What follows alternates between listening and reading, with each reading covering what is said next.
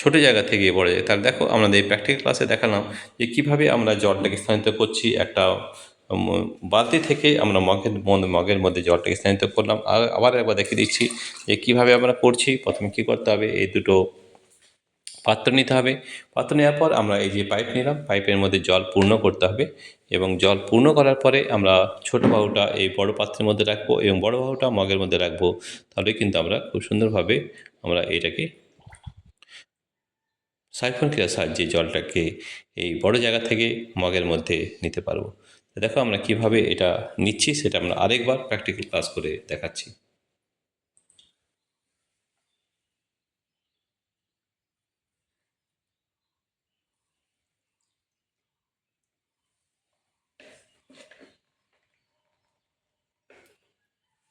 দেখো জলটা কীভাবে স্থানান্তরিত হচ্ছে। সবসময় মনে রাখতে হবে এই হাইটটাকে আমাদের মেনটেন করতে হবে। এই H1টা কম রাখতে হবে এবং H2টা নিচে বড় রাখতে হবে। তাহলে কিন্তু আমরা খুব সুন্দরভাবে এই জলটাকে স্থানান্তরিত করতে এই হাইটের পার্থক্য যখন থাকবে তখনই কিন্তু জলটা স্থানান্তরিত হবে। যখন H1 H2 হয়ে যাবে তখন কিন্তু জলটা কিন্তু এক জায়গা থেকে অন্য জায়গায় যাবে না। দেখো খুব সুন্দরভাবে জলটা কিন্তু আমাদের স্থানান্তরিত হচ্ছে, দেখতে পাচ্ছ। এটাকে আমরা সাইফন ক্রিয়া বলে থাকি এবং কেন হচ্ছে, বায়ু চাপের পার্থক্যের জন্য এই সাইফন ক্রিয়া কিন্তু কাজ করবে। যেখানে বায়ু নেই সেখানে কিন্তু এই সাইফন ক্রিয়া কাজ করবে না। সাইফন ক্রিয়া আমাদের কোথায় কাজে লাগে সেটা একটু বলে দিই। সাইফন ক্রিয়া কাজে লাগে আমাদের যেখানে একটা বড় জায়গা থেকে ছোট জায়গায় নিয়ে যেতে হয়, কোনো তরলকে যদি নিয়ে যেতে হয় তাহলে আমরা এই সাইফন ক্রিয়া কাজে লাগাই। এবং এছাড়াও আমাদের যে স্বয়ংক্রিয় ফ্ল্যাশ হয় সেখানেও কিন্তু আমাদের সাইফন কাজ করে। তাতে খুব সুন্দরভাবে জলটা এক জায়গা থেকে ছোট জায়গা থেকে আমাদের পর এই মগের মধ্যে কিন্তু জলটা চলে আসছে একটা পাইপের সাহায্যে। এটাকে আমরা বলি সাইফন ক্রিয়া, বা আমরা যেটা বলা হয় সাইফন ক্রিয়ার জন্য। এবং এটা একমাত্র হচ্ছে বায়ুচাপের জন্য। আমরা এই লেভেলটা যদি সমান করে দিই তাহলে কিন্তু জলটা যাবে না।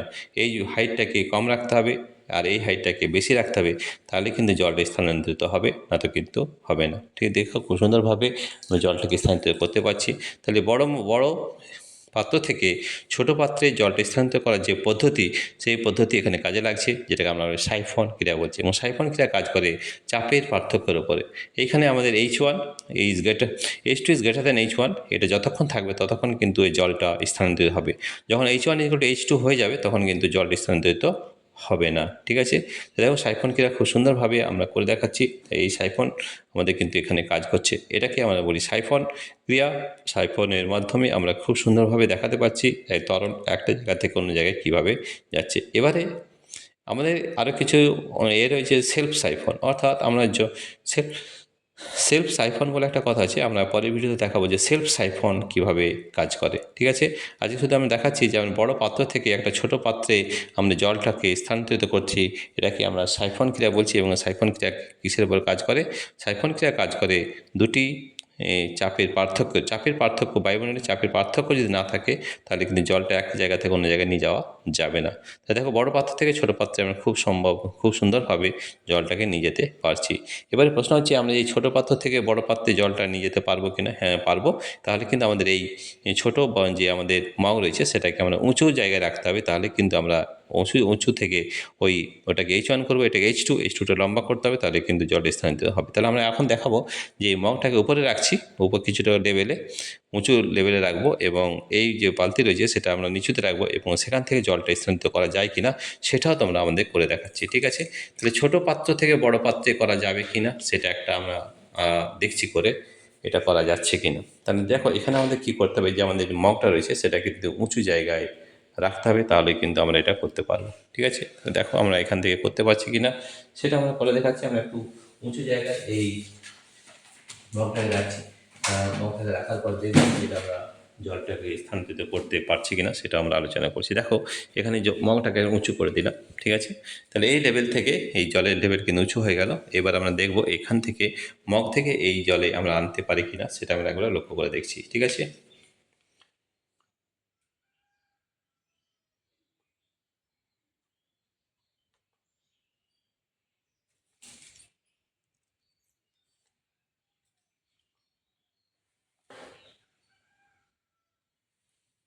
এটা আরেকটু উঁচু রাখতে হবে।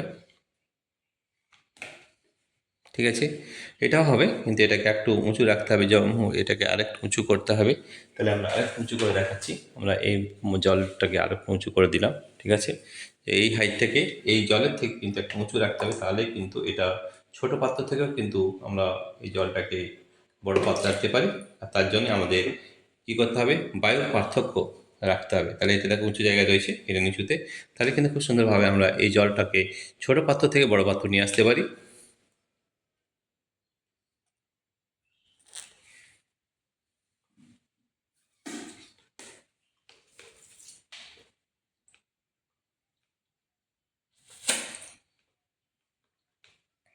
দেখো, আমরা ছোট পাত্র থেকে বড় পাত্রে কিন্তু জলটা নিতে পারছি।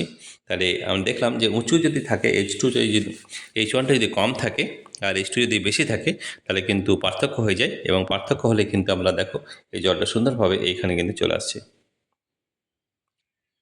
তাহলে ছোটো পাত্র থেকে বড় পাত্র হবে, যদি H1টা আমরা কম রাখি, H2টা বেশি রাখি, তাহলে কিন্তু আমাদের এই পার্থক্য করতে পারবো, এবং পার্থক্য করতে পারলে কিন্তু জলটা বেশি পরিমাণে যাবে। দেখো এখানে জলটা খুব সুন্দরভাবে কিন্তু ছোটো পাত্র থেকে বড় পাত্রে যাচ্ছে।